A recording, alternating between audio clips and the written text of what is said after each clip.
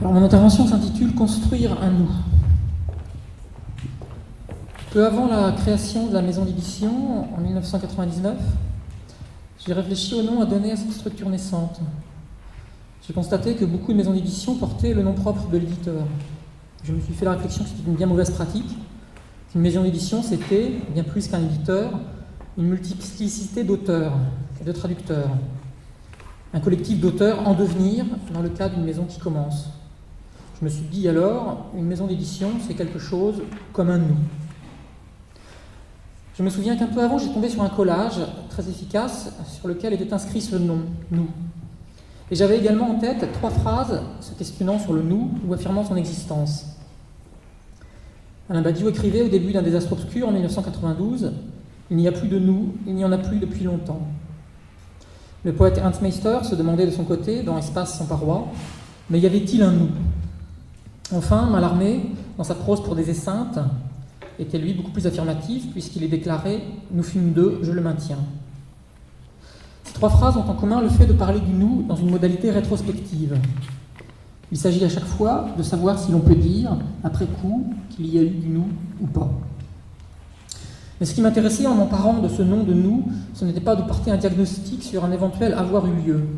C'était déjà, partant du sentiment d'un manque, d'affirmer un désir. Le désir d'un nous à inventer, d'un nous à venir. J'avais en tête cette idée, peut-être un peu imaginaire, que construire un catalogue, c'est construire peu à peu une sorte de nous. J'avais cette conviction que l'éditeur était là pour participer à l'invention ou à la constitution d'un collectif. Un collectif sans doute fictif, au départ en tout cas. Je voyais finalement l'éditeur comme une sorte de point de rassemblement. Quelqu'un qui choisit d'éditer des livres singuliers, bien sûr, mais tout autant quelqu'un qui pense la mise en rapport ou collision des livres entre eux. Et il y avait aussi une deuxième couche du nous, avec cette différence de prononciation, nous. Le nous qui désigne l'intellect en grec. La question qu'on nous pose le plus souvent, à Patricia, l'autre de nous, ici présente, et moi, c'est faut-il dire nous ou nous? Et en général, je réponds comme vous voulez, tout en constatant que moi je dis nous, sans doute bêtement parce que c'est plus démocratique. Tout le monde n'a pas fait de grec, et moi non plus d'ailleurs. Mais finalement, je me rends compte qu'à cette question, il vaudrait sans doute mieux répondre, non pas comme vous voulez, mais les deux à la fois, nous et nous, les deux à la fois, parce qu'il n'y a pas à choisir entre la personne du pluriel et le nom de l'intellect. Il n'y a pas à choisir puisque l'enjeu est finalement celui d'une pensée du nous, du collectif générique. Cette pensée du nous a été portée par des noms propres, des noms choisis, des noms qui ont été l'esquisse d'une sorte de ligne générale. Les premiers, du point de la chronologie, Jernan Hopkins, Andreas Zanzotto, Alain Badiou, Gérard Wajman, Jacques Roubaud. Ces premiers noms étaient aussi finalement des sortes de sténogrammes de disciplines ou de lieux de pensée, poésie, politique, philosophie, psychanalyse. On pourrait parler pour ces différentes disciplines, lorsqu'elles échappent bien sûr, et c'est toujours en exception, à leur devenir mortifère d'académisme, de stérilité ou de commerce, on pourrait parler donc de formes de l'émancipation.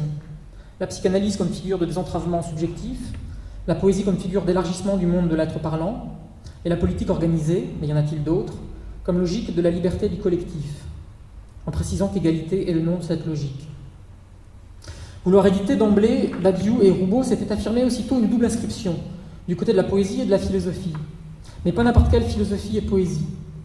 Une poésie qui conjoint invention formelle, mémoire de la langue et théorie de la poésie, et une philosophie qui affirme qu'il y a des procédures de vérité tout à fait distinctes de la philosophie et auxquelles elle n'a pas accès.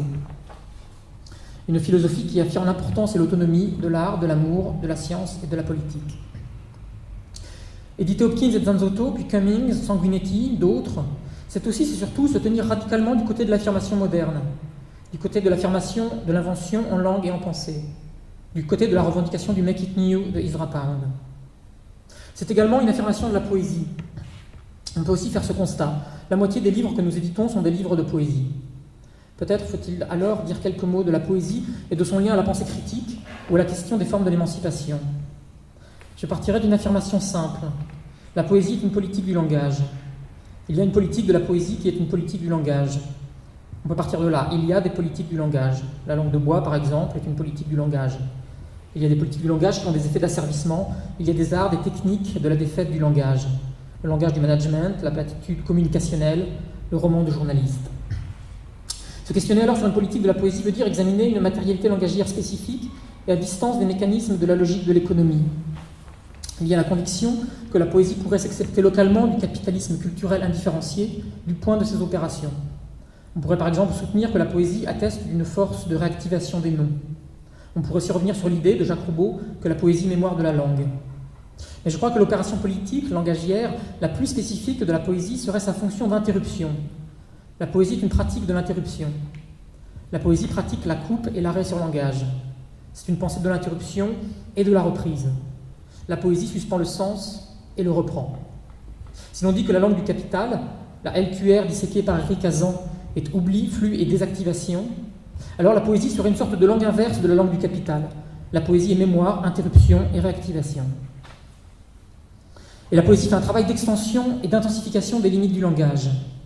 Et c'est du point de cette conviction que j'entends la phrase de Wittgenstein selon laquelle « les limites de mon langage sont les limites de mon monde ». Si les limites de mon langage sont les limites de mon monde, alors la poésie est une pratique d'élargissement du monde. Et là je songe à quelques mots de William Carlos Williams. Il est difficile de se tenir au courant par les poèmes, pourtant des hommes meurent misérablement chaque jour, par manque de ce qu'on y trouve. Peut-être ces mots de Williams peuvent-ils nous permettre de parler du livre comme instrument politique. Mallarmé parlait du livre instrument spirituel. Je pense qu'on pourrait dire le livre instrument politique. Dire le livre instrument politique, c'est indiquer aussi que les livres sont des outils de papier. Il y a une matérialité de l'outil. C'est un aspect qui ne me semble pas sans importance. Le livre, tel que nous le pratiquons, est un objet industriel, ce qui veut dire déjà qu'il est le même pour chacun, loin de tout fétichisme bibliophilique, de la rareté, de la signature, du tirage limité. Le livre est un objet industriel, mais déclarer le livre instrument politique ne va pas de pair avec une indifférence à l'objet. Le livre n'est pas le réceptacle indifférent de la transmission de contenu. J'aime beaucoup dans le manifeste du collectif pour l'intervention l'idée selon laquelle le communisme est une discipline de l'attention. Aucun paramètre n'est indifférent. Le choix d'une police de caractère, d'un format, chaque caractéristique, chaque détail. Ou même plutôt, le livre dans sa matérialité n'est que la somme d'une suite de choix de détails. Suite qui s'appuie sur quelques invariants, sur quelques décisions initiales tranchantes. Il y a par exemple la détermination des couvertures, avec pour chaque livre une même structure divisée en 2 blocs colorés, et la répétition de cette structure de livre en livre, mais avec pour chaque livre une singularisation de l'association colorée. À quelques belles exceptions près, La Fabrique, Verdier, quelques autres, l'édition française semble croire que le souci de sérieux va de pair avec un puritanisme du beige ou du gris.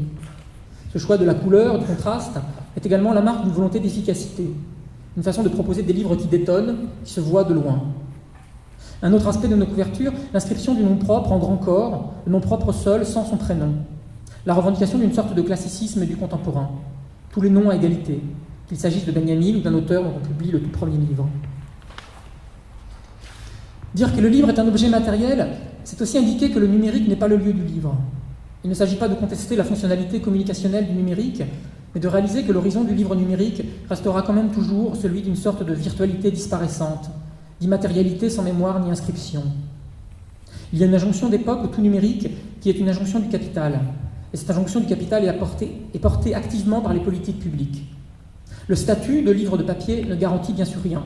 Le produit livre le plus inepte se présente également comme un objet manipulable, partageable, tangible. La distinction, sans garantie ni critère a priori, entre outil et produit.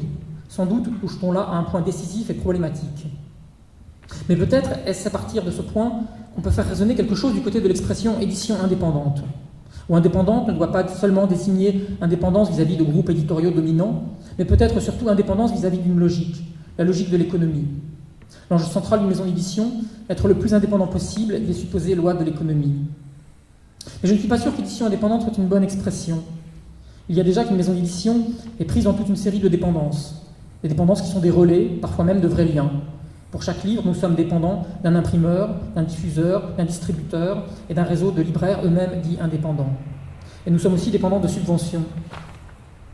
De subventions sans retour, car il s'agit bien de recevoir de l'argent public et de ne se croire tenu à aucune reconnaissance ou contrepartie envers ceux qui le distribuent. Alors j'en suis venu à me dire que plutôt d'édition indépendante ou d'édition critique, peut-être serait-il plus juste de parler d'édition autonome, non pas au sens d'un ancrage historique politique précis, bien que l'affiliation italienne ne nous soit pas indifférente, mais au sens plus originaire d'une détermination à se donner sa propre loi, à décider de ses propres modalités de fonctionnement, à partir de ce qui relève à la fois d'un constat et d'une conviction, Un livre peut ne pas être un objet culturel périssable. Il y a des livres qui s'inscrivent possiblement dans une durée, des livres sans date de péremption. Ainsi, éditeur autonome pourrait peut-être d'abord dire, et bien au-delà de la question du numérique, être sourd à la pression du temps, être sourd à la loi de la rentabilité maximale, de la surexposition éclair, de la rotation rapide. Mais être sourd à la voix du temps ne veut pas dire s'en tenir à quelques positions nostalgiques. Cette surdité est au service d'une acuité. Mallarmé se posait la question, véritablement, aujourd'hui, qu'y a-t-il ? Peut-être un éditeur a-t-il cela pour tâche, se tenir aux aguets, traquer les écritures vivantes, accueillir les pensées émancipatrices naissantes, les discours décisifs. Se demander quelle vérité, quel processus, quels énoncés émergent-ils à distance de ce qui occupe la place. Alors finalement, je proposerais de dire qu'éditeur est celui qui travaille à une clarification de l'aujourd'hui. Éditer veut dire travailler à une clarification de l'aujourd'hui. Clarification dont l'une des formes est la réappropriation de ce qui, du passé, est réactivable pour nous aujourd'hui. C'est ce même Mallarmé qui se demandait à quoi bon trafiquer de ce qui peut-être ne se doit vendre, surtout quand cela ne se vend pas. Alors oui, à quoi bon trafiquer de ce qui ne se vend pas ? Eh bien sans doute pour cela, mettre en lumière, en page, des contemporains, rendre un petit peu visible ce qui n'est pas vain. Trafiquer de ce qui n'est pas vain veut donc dire aussi assumer l'échec commercial, et à répétition. Une bonne moitié des livres que nous éditons se vendent à moins de 200 exemplaires. Nous n'en tirons bien sûr d'une fierté, c'est même un constat que nous déplorons, mais un constat qui ne change rien dans la conviction qu'il y a certains livres qui doivent être édités, quel que soit leur potentiel commercial, supposé ou réel. Assumer l'échec commercial a un prix, celui de la précarité économique, la nôtre et celle de la structure. Alors assumer l'échec, oui, mais pas à tout prix, c'est-à-dire pas au prix d'un arrêt de la maison d'édition, parce qu'il y a, plus que tout autre, un impératif de continuation. Mais comment continuer alors que la librairie va mal et que la lecture est une pratique qui se raréfie ? Plus précisément, comment continuer à éditer des livres qui n'ont pas leur place sur le marché ? Comment continuer malgré tout et sans compromission ? Il faut en venir alors à la question de la tactique et des compromis, et à la distinction entre compromis et compromission, c'est-à-dire en rabattre sur l'idéal sans céder sur le principe. La tactique, c'est par exemple trouver les 2 ou 3 livres par an susceptibles de toucher effectivement un lectorat un peu plus large. Des livres moins risqués, mais des livres que nous défendrons autant que les autres. Et là, il n'y a pas de mystère, c'est la notoriété de l'auteur qui fait vendre. Badiou, Benjamin, Pasolini, Žižek. Le compromis, c'est par exemple de ne plus faire systématiquement des livres cousus. C'est d'imprimer certains livres sans subvention en Bulgarie plutôt qu'en Normandie, des parutions auxquelles nous serions obligés de renoncer sans cela. Donc des compromis du côté de l'objet et de la production pour ne pas avoir à en faire du côté de l'éditorial. Pas de compromis éditorial, sans doute est-ce là l'un des aspects centraux de ce que pourrait être une éthique de l'édition autonome. Cette éthique de l'édition autonome, on pourrait essayer de la spécifier en quelques formules ou maximes.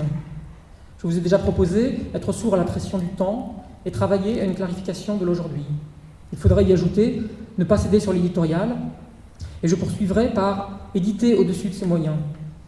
Éditer au-dessus de ses moyens, cela veut dire très concrètement faire à 2 15 livres par an, avec peu ou pas de rémunération.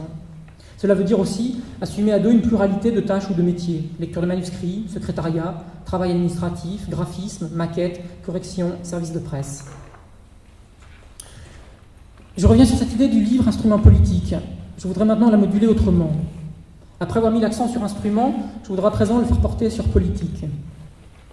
Sans doute est-ce le moment de dire que je me sens assez à distance de l'expression d'édition critique, qui était l'intitulé qui nous était proposé initialement. Pour 2 raisons. La première, c'est que l'utilisation du concept ou de la notion de critique renvoie à une ou des généalogies théoriques qui ne sont pas les miennes, que l'on remonte à Kant, qu'on se focalise sur Adorno. Mais le second aspect, le plus central, c'est la distance que je souhaite marquer avec la question de la négativité et avec celle de la figure de l'intellectuel critique, figure dont le rôle se réduit trop souvent à une sorte de description plus ou moins méthodique de la catastrophe en cours.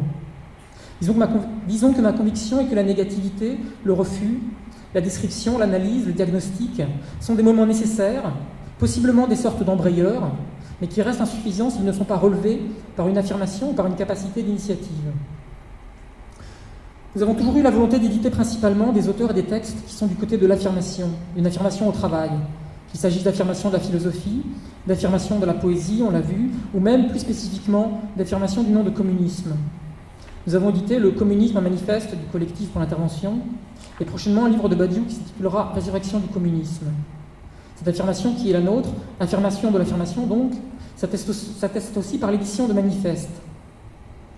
Il y a un geste spécifique du manifeste, Le manifeste a, en principe, pour viser que les mots agissent, produisent des effets. Le manifeste en appelle à un débordement des mots, un appel à ce que les mots, les énoncés, soient relevés par des gestes, des actions, des décisions. Le manifeste a pour horizon une sortie du livre. Je dis que je n'aime pas trop l'expression d'édition critique, ce n'est pas pour autant que nous revendiquons celle d'édition politique, qui serait sans doute un abus de langage. On peut constater depuis quelques années une politisation de notre catalogue, mais il y a un écart irréductible entre édition d'une part et politique de l'autre. Natacha Michel définit la politique comme une pensée organisatrice et transformatrice. Si l'on souscrit à cette définition, il faut bien admettre que le livre n'a pas de capacité organisatrice directe. Et transformation est sans doute un mot trop fort pour désigner ce qui peut s'opérer à partir d'un livre. Mais peut-être pourrait-on parler de modification. Je parlais du manifeste comme paradigme du livre qui vise à une production d'effets.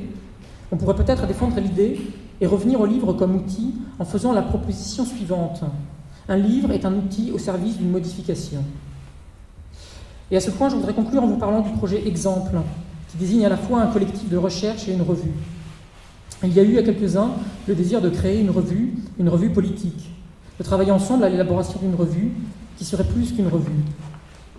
Sans doute est-ce une manière de revenir à la question du nous, d'y revenir autrement, d'une façon sans doute plus tranchante et effective, puisqu'il ne s'agirait plus ici de ce nous virtuel, hétérogène et disparate qui dessinerait une sorte de constellation, de carte en progression où s'inscrivent des singularités langagières, plastiques, en pensée, nous dont le catalogue serait le synopsis ou le relevé provisoire, non plus ce nous donc, mais un nous qui, quoique ne s'opposant en rien au précédent, serait un espace voulu, construit par ceux qui le composent. Un nous qui se constituerait en collectif effectif, un collectif plus restreint mais réel, porteur d'une affirmation politique et travaillant à des alliances effectives. La revue Exemple revendique le fait d'être une revue politique, c'est-à-dire pas juste une revue de réflexion théorique et surtout pas une revue de philosophie politique. L'idée fut aussitôt celle d'une revue en excès sur elle-même, une revue qui ne se satisferait pas de n'avoir qu'une existence de papier. Je vous lis Argument, qui est une sorte de déclaration d'intention qui ouvre Exemple numéro 1. C'est une déclaration commune, je termine sciemment sur une parole collective, adressée par un nous. Exemple est une revue pluriforme, c'est à la fois et tour à tour une revue sous 4 modes, une revue tract, feuille papier ou incendie électronique, d'intervention ou de déclaration, de parution fréquente et de diffusion large. Une revue vivante, forum réel, générateur d'énonciations collectives, de rencontres concrètes. Une revue livre où un propos, une position pourra se déployer sans restriction de page. Enfin, une revue tout court où, 2 fois par an, montage sera fait de quelques exemples choisis associés. Chacune de ces interventions exemples, quelle que soit sa forme, à égalité, sera numérotée. De la suite des exemples, une politique, une pensée de la politique sera approchée. Car nous croyons à la nécessité de créer un espace de pensée qui puisse retravailler le rapport entre politique et pensée de la politique, à la nécessité de produire des savoirs, des partis pris, des analyses qui sont portés par une exigence les emportant au-delà d'eux-mêmes, par l'exemple. On prendra des exemples dans le réel de la politique, d'autres seront pris dans l'intellectualité, autrement dit des cas de figure qui détonnent, enflamment, donnent à voir des horizons de vie et de pensée. L'exemple est ce qui nous permet d'avoir en charge, comme morale et comme intensité, d'ajuster pensée, vie et politique. Exemple propose à tous de prendre soin des pensées capables d'épauler l'exigence de devenir émancipateurs.